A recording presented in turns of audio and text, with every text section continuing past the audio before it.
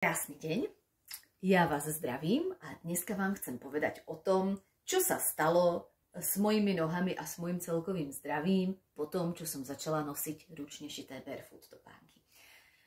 Hovorila som už v minulom videu, že je to vlastne už 5 rokov, čo som sa dostala na svoj prvý kurz šitia barefoot baleríniek. A ušila som si svoje kožené barefoot balerínky. Tie balerínky boli veľmi pohodlné. Boli fakt mäkké, vidíte? Jo, sú úplne mekučké, sú ohybné, krásne sa prispôsobili nohám. A prekvapilo ma najprv, že ma vôbec netlačia ani na pete, ani na palci. Do tej doby vždy, keď som si kúpila balerínky, tak som mala problém, že ma hneď zodrali. Buď ma boleli palce, alebo som mala pľusgiere na petách. Jednu dobu dokonca sa mi začalo vlastne aj trošičku akoby oddelovať necht na palci, pretože ma tá obuv tlačila. A myslela som si, že to je normálne a že to tak skrátka musí byť, že problém je s mojou nohou. Nenapadlo ma, že problém je s tou obuvou, ktorá skrátka absolútne nerešpektuje tvarovo nohy a hlavne tú variabilitu v tom tvare nôh. Takže ma to prekvapilo veľmi príjemne a začala som ich nosiť. A samozrejme, čo sa občas stane, keď človek prejde z klasickej obuvy na barefoot, akoby nárazovo, už som si nechcela obuť nič iného a v tej dobe som veľa chodila, nosila som si na nosiči, takže tie nohy trošku boleli. A to ma na začiatku malinko prekvapilo, že naozaj ma prvé dni tie nohy po prechádzkach boleli viac, než som bola zvyknutá v bežnej obuvi.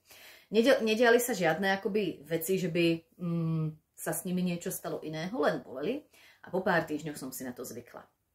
Takže už potom skrátka bolieť prestali.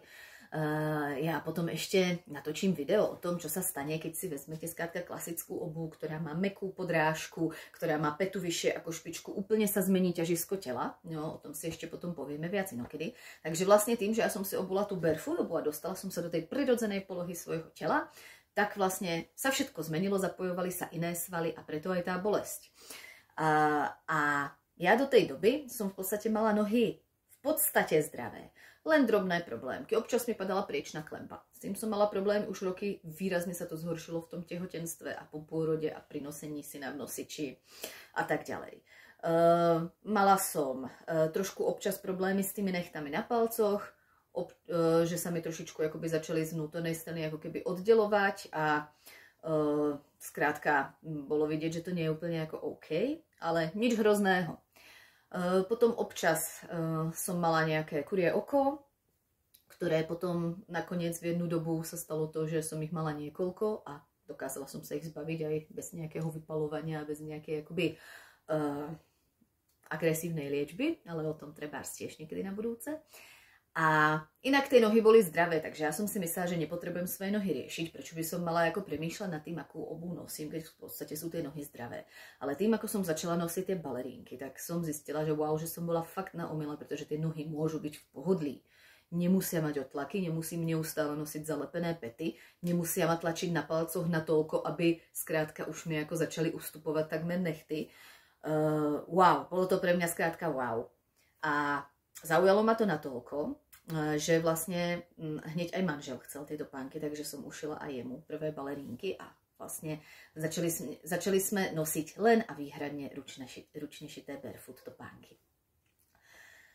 Po prvých wow efektoch, tak po niekoľkých týždňoch, možno po 2-3 mesiacoch mi úplne prestala padať tá priečna klemba. Napriek tomu, že som ako nič iného nezmenila, stále som nosila si na nosiči, stále som skrátka veľa chodila, a hodne sa to zlepšilo, takže sa mi posilnilo to svalstvo na nohách a tá noha sa dostala konečne do toho správneho tvaru, nebola držaná tou nesprávnou obuvou, nebola zúžená a zároveň sa tie svaly posilnili tým, že prirodzene v tej barefoot obuvi v podstate sa to deje. A môj manžel, tak ten takisto nemal žiadne problémy nohami. Akurát, keď som ho vždy videla z diaľky, tak krýval neuveriteľne na jednu nohu. Skrátka, jednu nohu dával rovno a druhú dával na stranu a bolo to tak nezameniteľné, že som si ho nikdy z diaľky s nikým nepomýlila.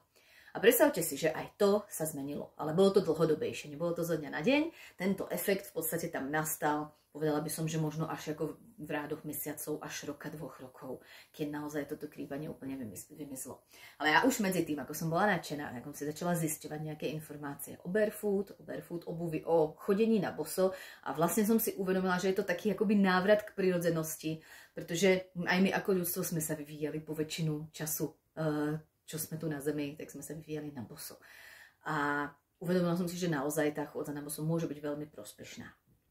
A dávalo mi to ako obrovský zmysel aj z toho zdravotného hľadiska. A preto vlastne sa stali tie kurzy šitia barefoot topánok takou tou mojou cestou, ako sklbiť niečo, čo vlastne ma baví a dáva mi to aj nejaký zmysel zdravotný.